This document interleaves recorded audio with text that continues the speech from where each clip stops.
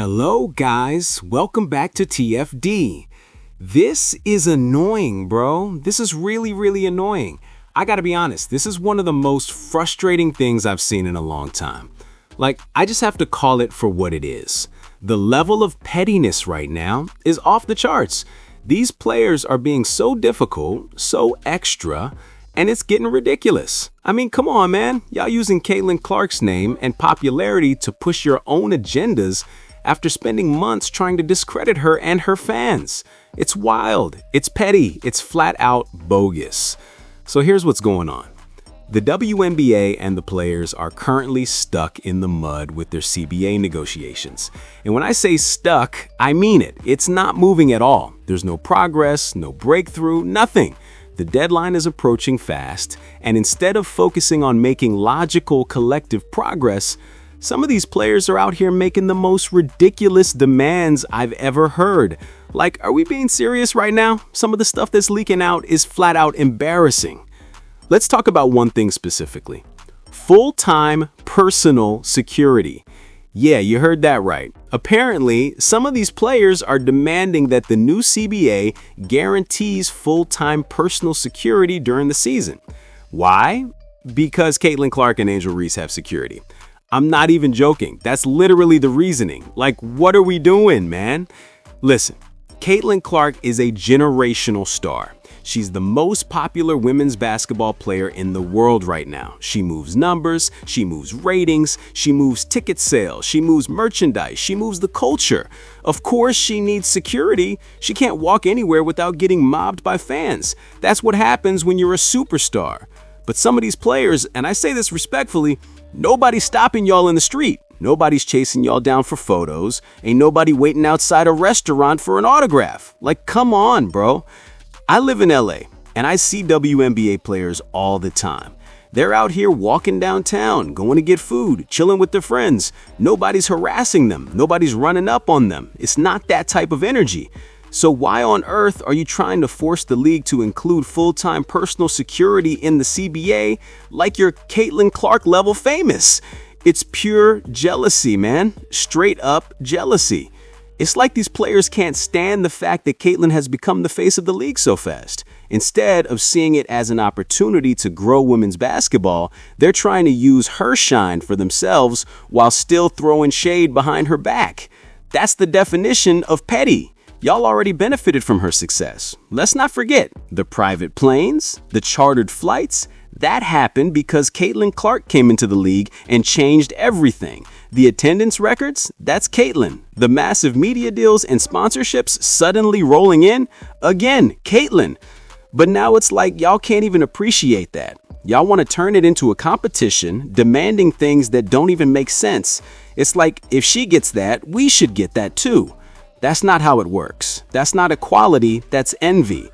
And honestly, it's holding the whole league back. Because while y'all are busy being bitter, the business side of the WNBA is suffering. These negotiations are dragging, the league can't finalize deals, and the energy around it is getting toxic. Fans notice this stuff. Sponsors notice it too. The conversation shifts from basketball to drama, and that's not good for anyone. Now, I'm looking at this new report that broke down some of the CBA requests, and it's honestly laughable. The focus should be on expanding salaries, improving facilities, investing in youth programs, and finding ways to grow the fan base that Caitlin Clark brought in. But instead, the conversation is who gets to have a bodyguard when they go out to eat. Like, what are we even talking about? You mean to tell me that a big reason this entire CBA is being delayed is because players are demanding security escorts like they're global icons? Bro, stop. This ain't that. Most of y'all are not even pulling 100K followers on social media. That's not shade. It's just reality. Caitlin's got millions of fans from around the world. She can't move like a regular person. There's a reason she has protection. But trying to make that a league-wide requirement is wild. It's selfish and it's childish. It's honestly sad to see it play out like this. The same people who said we don't want Caitlin Clark fans here are now the same ones trying to benefit from the exposure and opportunities she brought in. The same ones who were talking down on her and calling her fans bandwagoners are now trying to use the power of those same fans to justify their demands. Like, pick a side, bro. Either you support her and the movement she's bringing to women's basketball, or you don't. Caitlin didn't ask for this. She just came into the league, played her game, and elevated the whole platform. That's what great players do. They bring everyone up with them. But if people are too busy getting jealous instead of grateful, the league's growth is going to stall. At the end of the day, the WNBA has to make some hard choices. They can't just give in to every random demand out of fear of backlash. They have to protect the future of the game, not the ego of a few salty players. This CBA is a big deal, and right now it's being held hostage over petty jealousy and unrealistic expectations. It's disappointing, man. It really is. Caitlin Clark deserves teammates and opponents who respect what she's done for the game, not people trying to copy her lifestyle out of spite.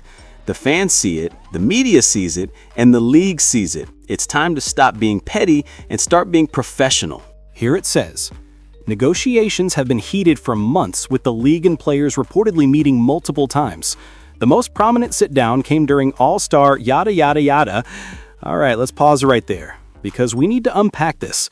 Caitlin Clark, perhaps the biggest name in women's basketball right now, sits right in the center of all this. Everything that's happening, the attention, the money, the negotiations, all of it revolves around her. Her rookie deal with Indiana Fever? 4 years, $338,000. That means she's averaging just $84K annually. Bro, $84K annually. Caitlin Clark, the same player whose games sell out arenas in minutes. The same player who's breaking every viewership record the WNBA has ever seen. The same player whose jersey sells out faster than some NBA stars. And she's making only $78K next season. $78,000. That's what the league's most marketable star is getting paid, while she's literally carrying the WNBA into new territory. Now, here's where it gets real interesting. The league and players have been going back and forth about this new CBA, and on paper, tripling the top salary and tripling the veteran minimum sounds like massive progress. It sounds like the league is stepping up, right? But when you dig deeper, you realize it still might not be enough compared to how fast the WNBA's business is growing, thanks mainly to Caitlin Clark. So here's what's being proposed. The owners are reportedly offering players $1 million per year for a max contract. That's right, the top players could start at $1 million in year 1. Then it scales up each year, $1.3 million in year 2, $1.6 million in year 3, and about $2 million by year 4. That's huge compared to where things were before. But guess what? Some of these players are still not satisfied. They want more. And not just money. They now want full-time personal security written into the new CBA. And why? Because Caitlin Clark has it. Because Angel Reese has it. So now everybody wants it. The reasoning is literally, if she has it, we should too. Come on, man. Be for real. Most of these players are not at that level of fame. Nobody's following y'all around. Nobody's camping outside the restaurant waiting to take pictures. Ain't nobody stopping y'all when you walk downtown, bro. I see WNBA players in major cities all the time. They're out and about like normal people. Nobody's chasing them down. Nobody's putting cameras in their face. But now y'all want full-time bodyguards just because Caitlin Clark has one? That's not equality. That's ego. It's like people don't realize how massive Caitlin's impact really is. The same article literally says, thanks mainly to what's been dubbed the Caitlin Clark effect, the WNBA has exploded in popularity. Exploded. Ratings have shattered every previous record. Merchandise is flying off shelves. Attendance has surged across the league. And get this, the upcoming television deal is reportedly worth around $200 million annually. That's more than triple what the league is currently earning. That's not random growth. That's her. It's all right there in writing, the Caitlin Clark effect. So why on earth would some of these players still be so nasty toward her and her fans? Why all the jealousy? Why all the fake outrage? The only thing that was ever going to happen from Caitlin's rise was that everyone in the league would win. More exposure, more sponsorships, more money. But instead of celebrating that, they've turned it into a competition. Now these same players are trying to stall the entire CBA negotiation over demands that make no sense. Full-time security? $1 million minimum? Bro, what are we doing here? You mean to tell me that because 1% of players need round-the-clock protection, the other 99% need it too? Come on, let's be honest. Maybe 10, maybe 12 players in the entire league are recognizable enough to draw that kind of public attention. Caitlin Clark, Angel Reese, Aja Wilson, Kelsey Plum, sure, maybe a few others. But the rest? No. Nobody's stopping y'all in the street, bro. And that's not even all of it. According to the analysts at DOE Project, the WNBA's total revenue is expected to surpass $1 billion in 2025. $1 billion! That's insane growth. So yes, the proposed salary bumps are historic on paper, but they don't necessarily match the scale of money that's about to flood into the league. That's why some of the players are also pushing for a better revenue-sharing model, something similar to what the NBA players have, where they get a direct slice of league profits. Now look, that part I actually understand. The players deserve a fair share of the money they're helping generate. But when you start mixing legitimate business arguments with emotional, petty demands like, I want full-time security because Caitlin Clark has it, it weakens the whole case. It makes the players look unserious when the world is finally starting to take the league seriously. The deadline for this deal is October 31st. That's right around the corner. And if they don't reach an agreement, the league could face a work stoppage. Imagine that. After the biggest year in the WNBA history, after record-breaking attendance and media deals, they might actually stop play because of disagreements fueled partly by jealousy and pride. That would be a disaster.